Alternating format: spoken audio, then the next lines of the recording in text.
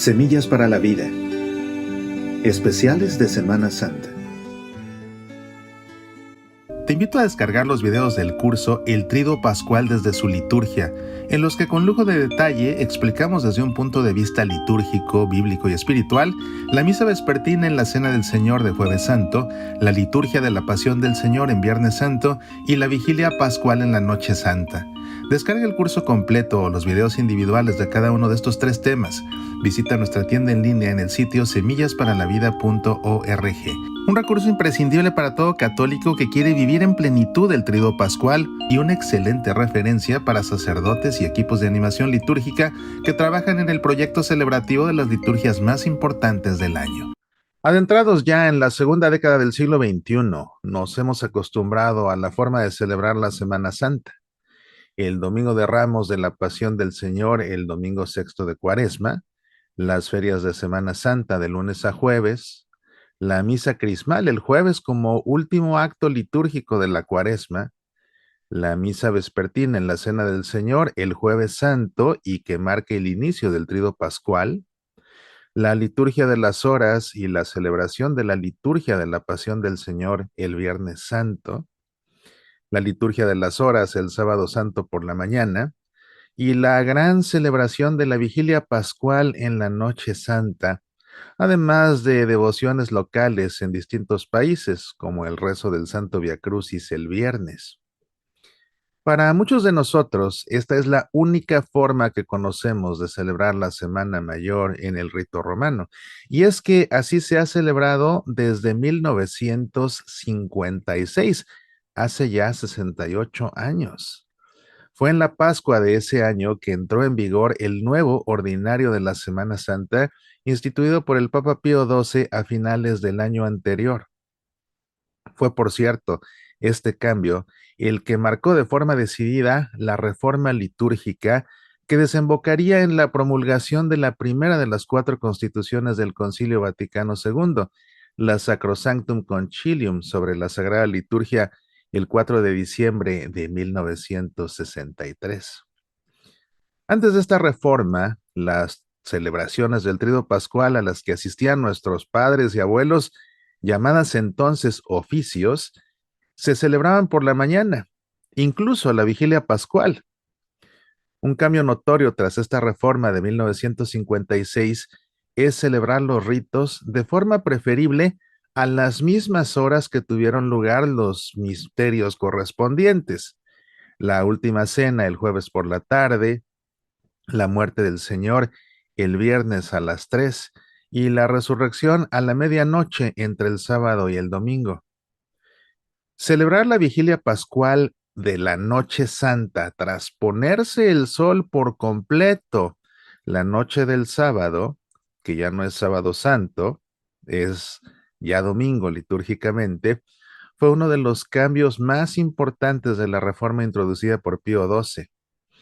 Otros cambios significativos fueron la integración a la misa vespertina en la Cena del Señor del rito del lavatorio de los pies.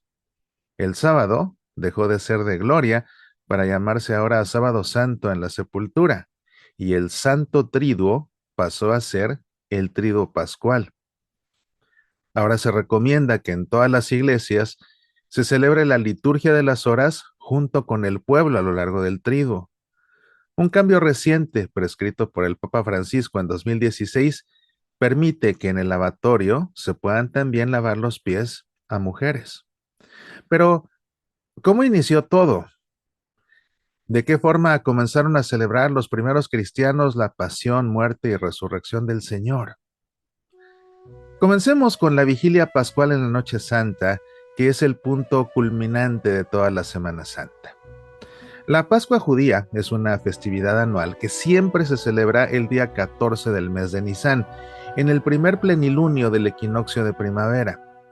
En aquellos tiempos, la Pascua judía estaba necesariamente localizada en Jerusalén, Pero la Pascua cristiana no está vinculada a esa única fecha ni a ese único lugar. Para empezar, los cristianos primitivos celebraban los misterios pascuales del Señor cada semana, los domingos. Esta celebración estaba conectada con la última cena, memorial de la pasión y resurrección del Señor, con miras a su glorioso regreso. Una vez al año, la Iglesia comenzó a celebrar la Pascua con la vigilia, en la que se participaba previa preparación por medio del ayuno, que en su forma y duración variaba de una región a otra. En varias iglesias se adoptó un ayuno de 40 días, una cuaresma, emulando el ayuno de Jesús de 40 días cuando estuvo en el desierto tras ser bautizado por Juan. Este largo ayuno se suspendía los sábados y domingos. Había comunidades en las que el ayuno pascual comenzaba solo 6 días antes del domingo de Pascua, dando inicio a la gran semana de la Pasión. El ayuno era obligatorio a partir del Viernes Santo y durante todo el sábado, hasta la vigilia inclusive. Siendo una vigilia, se celebraba por la noche, iluminada por la luna llena y por lámparas y velas. En esta noche, las tinieblas de la noche son vencidas por la luz de la devoción, predicaba en una homilía Cromacio de Aquilea en el año 407. San Agustín la llamaba la madre de todas las vigilias.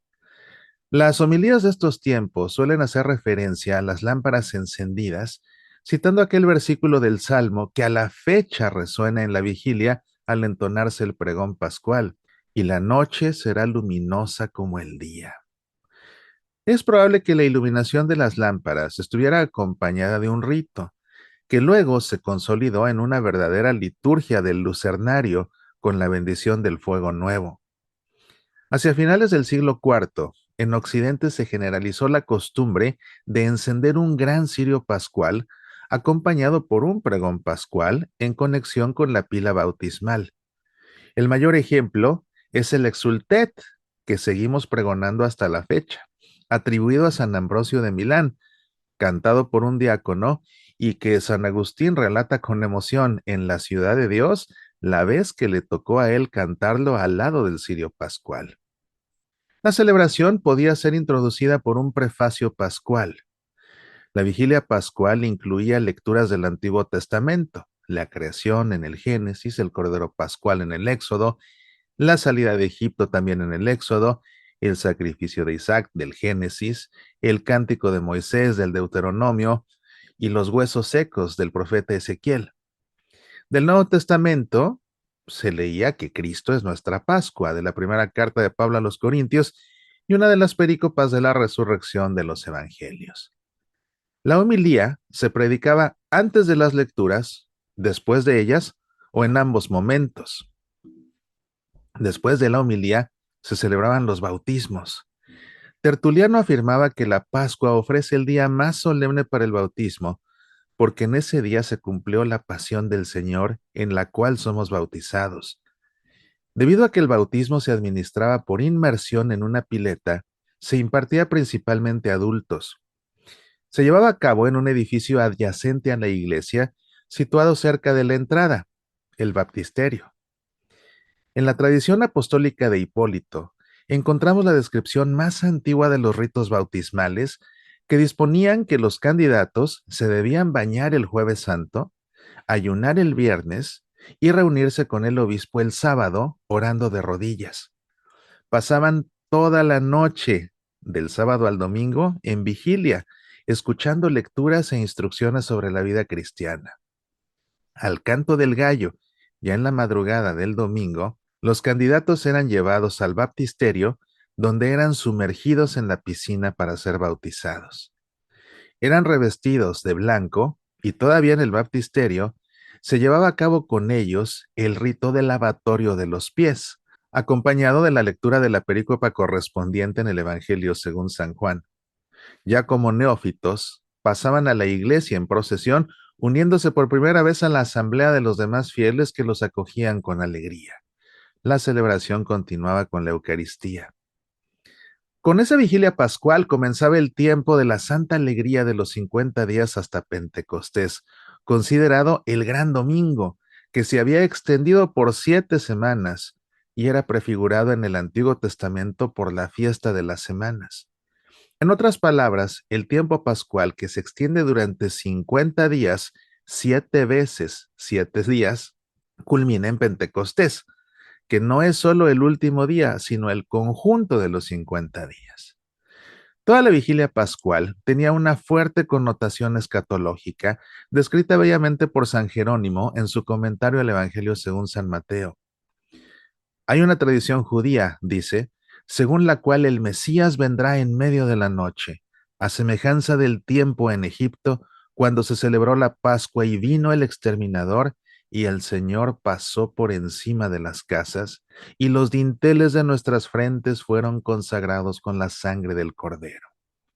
De aquí deduzco que ha quedado la tradición apostólica de que en la vigilia de Pascua no se despide al pueblo antes de medianoche, esperando la venida de Cristo, y solo después de asegurarse de que ha pasado, todos celebran juntos. Fue en la segunda mitad del siglo IV que la celebración pascual comenzó a incluir, además de la vigilia, una misa en el día, en el domingo, día de la resurrección.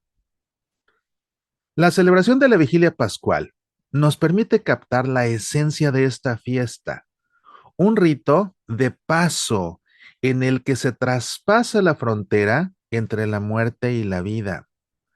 Los autores antiguos interpretaban el sentido etimológico de la Pascua de distintas formas, ya como el pasar de largo del ángel exterminador, ya como el paso del pueblo, ya como la pasión del Señor. El hecho es que el sentido de la Pascua cristiana es el sacrificio de Cristo, el Cordero Pascual definitivo.